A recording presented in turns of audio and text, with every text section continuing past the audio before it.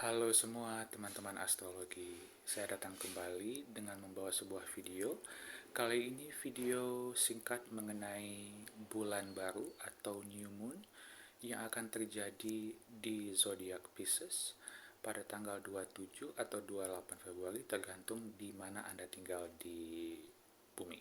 Jika Anda tinggal di kawasan Asia, ini akan terjadi pada tanggal 27 Februari, tapi jika Anda tinggal di kawasan lain di luar Asia dan Anda mungkin adalah imigran Indonesia, maka ini bisa terjadi pada tanggal 28 Februari tapi pagi. Oke, bulan baru atau new moon di Pisces ini akan terjadi di zodiak yang memang banyak sekali energinya saat ini. Maksudnya energinya sangat kuat saat ini. Karena saat ini bukan hanya bulan baru ini saja yang terjadi di Pisces, tapi juga Saturnus ada di Pisces, Neptunus ada di Pisces, Merkurius ada di Pisces. North Node atau noda utara bulan juga ada di Pisces. Bulan baru ini juga akan memiliki aspek atau memiliki hubungan harmonis dengan planet Mars, ya, yang ada di Cancer, dan memiliki hubungan harmonis juga dengan planet Uranus yang berada di Taurus. Walaupun begitu, bulan baru ini akan menghadapi sedikit challenge, tapi challenge-nya bukan negatif ya. Challenge tapi justru positif, yaitu dari Jupiter. Karena akan bergesekan dengan Jupiter, cuman karena Jupiter adalah planet yang identik dengan optimisme, keberuntungan, planet yang positif, sehingga walaupun bergesekan dengan Jupiter, efeknya akan tetap lebih banyak positif. Oke, ini adalah penjelasan singkat mengenai bulan baru di Pisces. Ingat, Pisces itu adalah zodiak yang identik dengan relaksasi, dengan doa, dengan berserah diri, dengan imajinasi, dengan fantasi, dan dengan energi yang lebih santai. Ya kan, jadi kita dituntut dengan bulan baru ini memulai sesuatu tapi dengan lebih santai, lebih rileks, dan dengan kepercayaan lebih kepada alam semesta, yaitu dengan lebih banyak berdoa. Bukan berarti kita tidak ada action atau tidak ada usaha untuk ke sana, pasti ada, karena Saturnus juga ada di Pisces, tapi di belakang action itu berserah diri dan serahkan semuanya pada Tuhan atau pada alam semesta. Oke, saya juga akan menambahkan ramalan singkat untuk seluruh 12 zodiak dalam hal bulan baru ini. Oke, yang pertama dimulai dengan zodiak Aries. Bagi mereka yang memiliki zodiak Aries, baik itu matahari, bulan maupun rising sun di Aries, bulan baru ini akan terjadi di rumah atau divisi ke-12. Ini artinya berkaitan dengan mental health Anda. Ada sesuatu yang baru yang akan terjadi berkaitan dengan mental health Anda. Ingat, rumah 12 juga berkaitan dengan hal-hal yang berkaitan dengan orang asing atau negara lain juga. Mungkin Anda ingin bepergian ke tempat yang sangat jauh, gitu kan. Ini juga berkaitan dengan hal-hal yang tidak bisa kita lihat. Jadi kalau misalnya memang Anda orang yang memiliki kemampuan unik, bisa melihat hal-hal yang tidak bisa dilihat orang lain, kemungkinan ini juga bisa men-trigger itu. Jadi harap berhati-hati. Setelah Aries, kita beralih ke Taurus. Untuk Taurus ini akan terjadi di rumah ke-11. Nah, di rumah ke-11 ini berkaitan dengan teman, networking, dan juga impian kita. Jadi akan ada sesuatu yang baru yang terjadi di situ berkaitan dengan hal-hal tersebut. Nah, kemudian setelah Taurus kita beralih ke zodiak Gemini. Untuk Gemini, bulan baru ini akan terjadi di rumah atau divisi ke-10. Ini berkaitan dengan karir. Jadi jika Anda memiliki matahari di Gemini, rising sign di Gemini atau bulan di Gemini atau energi Gemini yang kuat, maka ini akan merupakan penanda permulaan baru untuk hal-hal berkaitan dengan karir. Nah, setelah Gemini kita beralih ke zodiak Cancer. Untuk Cancer ini akan terjadi di rumah atau divisi ke-9. Oke, nah di rumah atau divisi ke-9 itu berkaitan dengan filosofi hidup, skill kita, berkaitan dengan pendidikan kita, berkaitan dengan guru kita, berkaitan dengan kreativitas dalam hal penulisan. Jika Anda memang berencana menjadi seorang penulis, ini saat yang baru. Anda bisa memulai menulis proyek Anda, makalah Anda, buku Anda di saat yang tepat, di saat sekarang. Rumah ke-9 atau divisi ke-9 juga berkaitan dengan traveling. Jadi ini juga merupakan sebuah pemulaan bulan baru atau penanda pemulaan yang baru jika Anda memang ingin traveling. Jadi jika Anda ingin traveling ke luar negeri, ini adalah saat untuk memulai. Bagaimana step by stepnya, pasportnya, kemudian visanya, segala macam. Gitu. Nah setelah Cancer, kita akan beralih ke zodiak Leo. Untuk Leo ini akan terjadi di rumah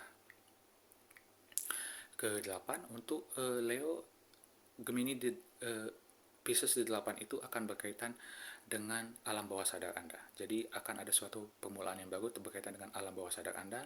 Nah ini juga berkaitan dengan uang, tapi uang yang kita kelola, bukan uang kita pribadi, tapi uang orang lain yang kita kelola.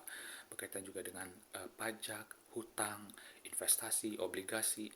Ini juga berkaitan dengan seks atau hal-hal yang sangat intim. Jadi untuk hal tersebut akan ada sebuah pemulaan yang baru. Mungkin Anda memulai investasi baru, atau Anda memulai hubungan yang lebih intimate dengan seseorang, atau Anda memulai menjajaki ke arah sana, intimasi yang lebih baru lagi kepada seseorang atau pasangan Anda. Ini juga berkaitan dengan alam bawah sadar seperti yang tadi saya bilang. Jadi ada sesuatu di alam bawah sadar Anda yang muncul ke permukaan. Jadi hampir seperti Aries gitu ya. Aries itu rumah ke-12, ya kan? Itu betul-betul mental health. Sementara rumah ke-8 untuk Leo ini berkaitan dengan, ada hubungannya juga dengan mental health, tapi lebih sesuatu yang Anda pendam di alam bawah sadar tiba-tiba muncul ke permukaan. Nah, setelah Leo, kita beralih ke Virgo. Untuk Virgo ini akan terjadi di rumah ke-7. Ini berkaitan dengan pernikahan, relationship, hubungan Anda. Jika Anda memang seorang content creator atau seorang yang berkaitan dengan atau bekerja di dunia entertainment, ini juga berkaitan dengan penggemar Anda, audience Anda. Jadi ada sesuatu yang bermula di situ. Mungkin Anda menemukan seseorang pasangan baru, atau mungkin jika Anda memang ingin melakukan pernikahan, ini juga merupakan saat yang tepat karena Anda memulai pernikahan di saat bulan baru. That's a good news. Oke, setelah Virgo kita akan beralih ke zodiak Libra. Libra ini akan terjadi di rumah atau divisi ke-6. Ini berkaitan dengan kerja Anda, berkaitan dengan detil kerjaan Anda, detil kehidupan sehari-hari. Ini juga berkaitan dengan hal-hal yang berhubungan dengan pets atau uh, binatang peliharaan Anda. Jadi mungkin Anda mempunyai binatang peliharaan baru, atau Anda ingin mencari binatang peliharaan baru, atau Anda ingin memulai pekerjaan baru, atau Anda sudah punya pekerjaan tapi Anda mungkin memulai pekerjaan itu dengan rutinitas yang berbeda, atau rutinitas yang brand new atau yang baru. Ini juga berkaitan dengan rumah ke-6, juga berkaitan dengan kesehatan. Jadi watch out, berhati-hati dengan kesehatan Anda, perhatikan kesehatan Anda, dan mulai rutinitas kesehatan yang bagus untuk Anda. Misalnya Anda ingin memulai fitness, do it. Nah setelah Libra kita akan beralih ke Scorpio. Scorpio ini akan terjadi di rumah atau divisi ke-5. Ini berkaitan dengan anak, kreativitas, fun, hobi, dan hal-hal yang membuat kita hidup bahagia. Jadi raihlah kebahagiaan Anda melalui bulan baru ini. Dan juga jika ada memiliki anak, ini adalah pemulaan baru untuk memulai sesuatu yang positif dengan anak Anda. Misalnya Anda lagi tidak ngomong dengan anak Anda karena ada sesuatu, mulailah sekarang. Ungkapkan perasaan Anda kepada anak Anda. Mulailah sebuah komunikasi yang lebih bagus dengan anak Anda. Atau bahkan mungkin jika Anda ingin punya anak, bulan baru di Pisces ini sangat bagus jika Anda memang ingin punya anak. Jadi mungkin Anda akan mendapatkan berita yang luar biasa atau yang bagus, tiba-tiba Anda hamil. Nah itu juga bisa terjadi. Setelah Scorpio kita akan beralih ke Sagittarius. Sagittarius ini akan terjadi di rumah atau divisi ke-4. Ini berkaitan dengan keluarga dan rumah Anda. Baik rumah Anda secara fisik maupun rumah Anda di tempat di mana Anda anggap itu rumah. Walaupun itu bukan rumah Anda, domisili Anda, tapi wilayah-wilayah atau tempat-tempat yang secara emosional Anda anggap rumah. Itulah dia. Jadi akan terjadi sesuatu yang baru dalam keluarga Anda, dalam rumah Anda, dan juga ini berkaitan dengan emosi kita, tapi fondasi emosi kita, fondasi dasar dari emosi kita. Jadi ada sesuatu yang baru di situ. Nah, setelah Sagittarius kita akan beralih ke Capricorn. Untuk Capricorn ini akan terjadi di rumah atau divisi ketiga. Ini berkaitan dengan siblings atau adik-beradik, komunikasi, skills juga, dan juga berkaitan dengan pemikiran kita dan berkaitan dengan ilmu pengetahuan kita. Ini juga berkaitan dengan traveling, tapi beda dengan rumah atau divisi ke-9 yang traveling jauh, atau rumah atau divisi ke-12 yang traveling sangat jauh. Ini berkaitan dengan traveling tapi yang dekat-dekat saja, misalnya dari Jakarta ke Depok, Jakarta ke Bogor, begitu. Jadi akan ada sesuatu yang baru yang akan memulai di situ. Ingat, rumah ketiga juga berkaitan dengan kendaraan. Anda mungkin mempunyai atau memiliki kendaraan baru, who knows, ya. Itu bagi Capricorn. Nah setelah Capricorn kita akan beralih ke Aquarius. Aquarius ini akan terjadi di rumah atau di divisi kedua, uang. Rumah atau divisi kedua adalah uang. Jadi mungkin Anda akan memiliki pemasukan baru, income baru, uang tiba-tiba datang. Ya, kadang ini bulan baru ini berhubungan positif atau harmonis dengan Uranus, jadi ada sesuatu yang sudden situ, ada energi yang sudden tiba-tiba yang bisa terjadi. Uang Anda bisa datang, atau mungkin ada proyek-proyek baru yang bisa menambah pundi-pundi uang Anda. Ini bagus. Oke, dan setelah Aquarius kita akan beralih ke Pisces, zodiak terakhir. Nah, untuk Pisces ini akan terjadi di rumah pertama atau divisi pertama Anda. Jadi ini berkaitan dengan Anda. Ada sesuatu yang baru yang terjadi pada tubuh Anda dan kepribadian Anda dan aura Anda. Jadi manfaatkan ini. Relax, berdoa, serahkan semua kepada alam semesta. Tapi jika Anda memulai sesuatu yang baru, silakan mulai. Tapi jangan lupa, di balik usaha itu harus ada doa. Inilah inti dari bulan baru di Pisces ini. Oke guys, ini adalah video singkat saya mengenai bulan baru di Pisces yang akan terjadi pada tanggal 27 hingga 28 Februari nanti.